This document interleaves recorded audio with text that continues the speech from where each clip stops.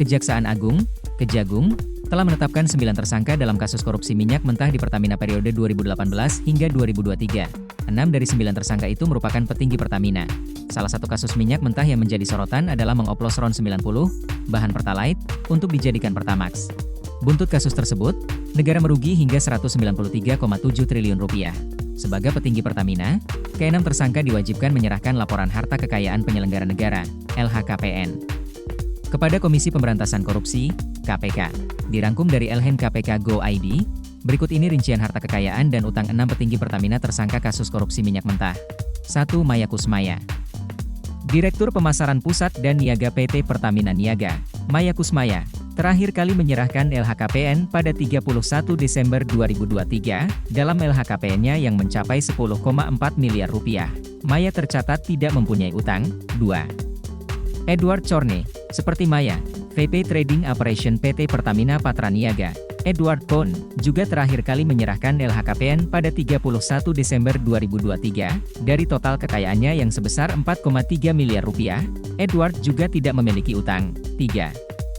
Rifa Siahaan, Direktur Utama, Dirut, PT Pertamina Patra Niaga. Rifa Siahaan menyerahkan LHKPN terbarunya pada 31 Maret 2024. Ia diketahui memiliki utang sebesar Rp2,6 miliar. Besaran utang itu membuat total kekayaannya yang mencapai Rp21 miliar. Menyusut menjadi Rp18,9 miliar. 4.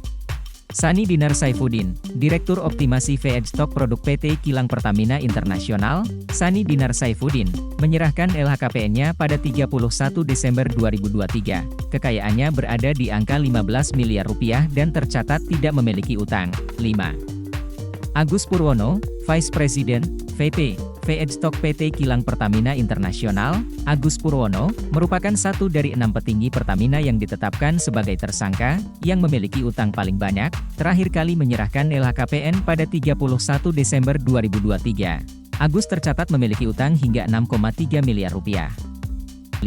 Yoki Firnandi, Direktur Utama, Dirut, PT Pertamina International Shipping.